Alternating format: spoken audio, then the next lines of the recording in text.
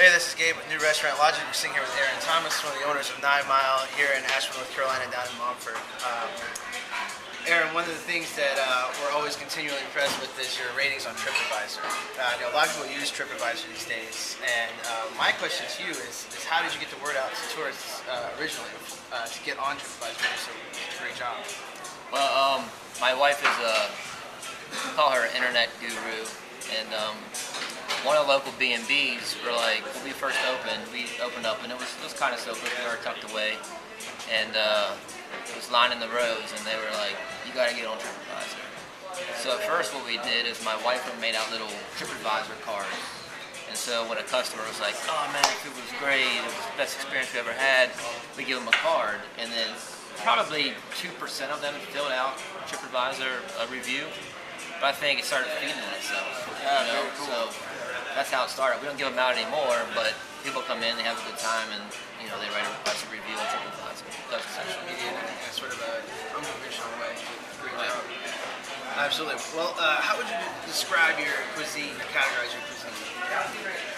It's a hard thing to do, and I've been thinking about it for 2.5 years now, and I think the best description is like the Caribbean meets Italy.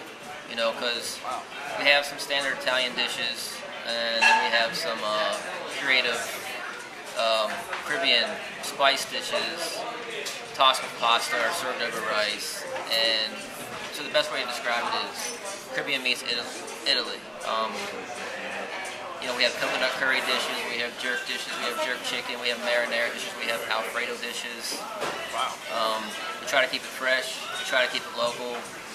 I think one of our most proudest things is that we have a local fisherwoman who lives in Montford, who goes to Alaska and Bristol Bay and fishes Bristol Bay, I think, 2 months out of the year. And she ships all her fish back to Hendersonville and has it stored in cold storage. So that's where we get all our salmon from. That's cool. I mean, it's more expensive, a lot more expensive, but to try to keep it keep it local, support the community thing, that's why we do it. So what other local farms and produce do you use? We get the majority of our produce from Mountain Foods, which is a local distributor. They don't get all their produce from local, but they really make an effort to do it. And sometimes a local farmer will come by here and be like, hey, we got some baby bok choy, can you all use it? And usually we take it. Great. There's actually a local neighborhood local neighborhood garden down here. It's called Pearson Gardens, and it's run by locals, and whatever they usually grow it for the local community, but whatever they have extra, they'll come up here and sell to us. So that's how we try to keep it local. Item on the menu, if you can pick one. My personal opinion, or sales-wise? Sales-wise. Sales, it's either Jamaican Me Thirsty, which is it's like a jerk marinara sauce with fresh vegetables, jerk chicken served over pasta or rice. My personal favorite, I really like them all, but I think my personal favorite is the Raggy Road. It's Cajun tilapia, fresh vegetables with the coconut chipotle pineapple cream sauce, costed cabbage topping. A little on the spicy side, but you can get it. Any of our dishes come mild, medium, hot. Good. It's face melting. Wow. So you can get it any way you like it here. I'll have to try the face melt sometime. That sounds good. Do you have any food and wine pairings or food and beer pairings that you offer?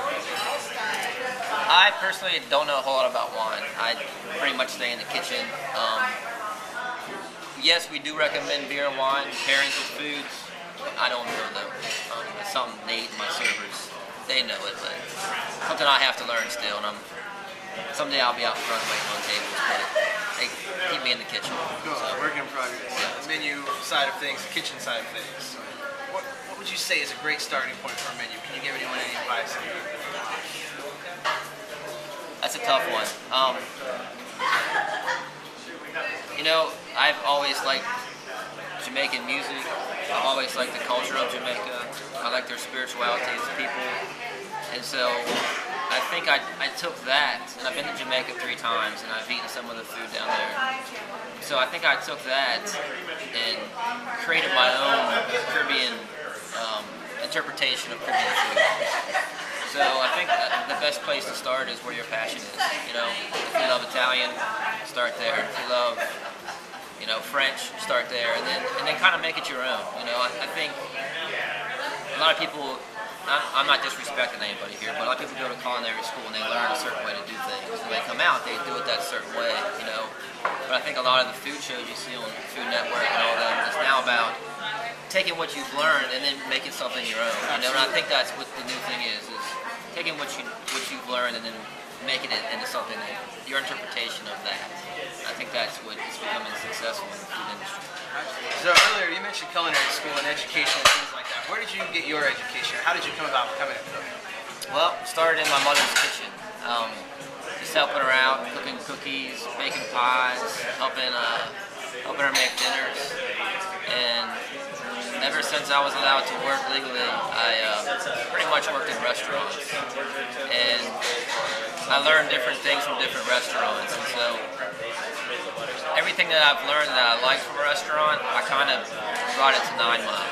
So 9 Mile is kind of like a pot of everything that I've learned that I've liked from other restaurants, and brought into 9 Mile and my own interpretation of what I've learned.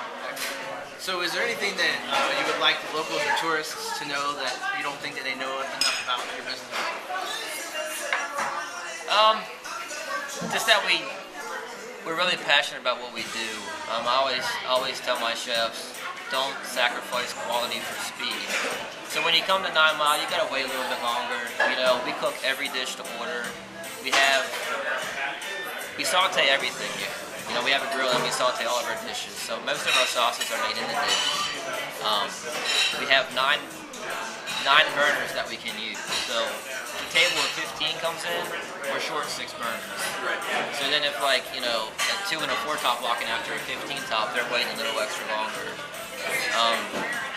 So letting the tourists know that when you come here, it may take a little bit longer, and we are getting busier. Just be patient, and hopefully when our food comes out, it'll be some of the best you ever had, and you'll come back and tell your friends and write reviews on TripAdvisor. Outstanding. So my business partners thought that being tucked away in the middle of Montford wasn't the best idea for a restaurant. But I thought about 12 Bones down the River Arch District, where they're tucked away, but their food is good and they do a good job and it's affordable, and people go there. So I thought, guys, if we do it right here, the food is fresh, it's good, and it's affordable, people will come, and they have. It's come better than what I ever expected. Aaron, thanks very much for your time. Appreciate it. And 9 Mile, Montford Avenue. Come by and see them. Thank you, Gabe, for coming, taking your time out to